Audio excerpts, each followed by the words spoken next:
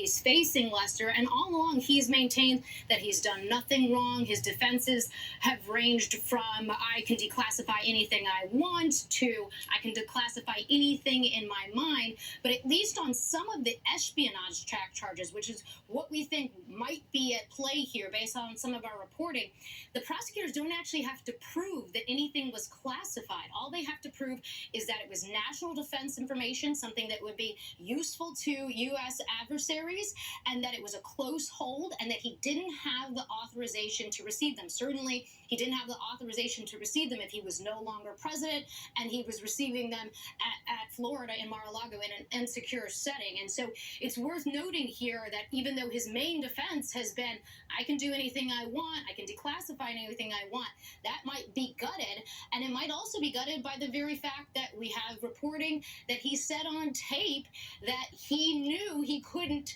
actually show classified information to people, that he was on tape talking about that a document that he had kept after he left the White House, Lester. So what are some likely avenues of defense? With the little information we have here, what are some likely avenues? His best avenue of defense is to say simply, this was a big mistake. My staff simply swept all the documents into a box and shipped them down to Florida because there wasn't a great process for dealing with things. Everything was sort of in a scurry after, I lost the election.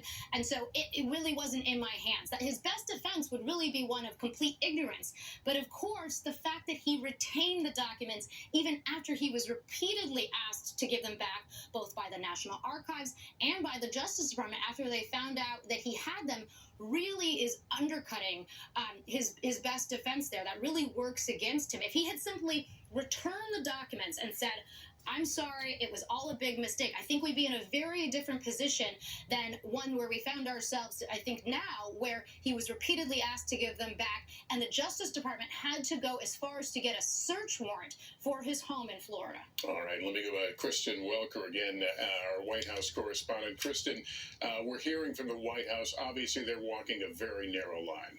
Very narrow line. They're not commenting tonight, Lester, but I can tell you that earlier in this week, a source familiar with the planning at the White House saying that you can expect they will not be engaging in this directly. It is going to be business as usual. Of course, President Biden has announced his re-election campaign. We've already seen that strategy start to play out, trying to really emphasize that he is the person in the Oval Office right now carrying out the duties of the presidency. Look, they are prepared for former President Trump to blame President Biden. If that happens, we are told they will emphasize the rule of law. What I just said a few minutes ago, the fact that President Biden has really tried to emphasize the DOJ is a separate branch from the White House. And so I think you're going to see again this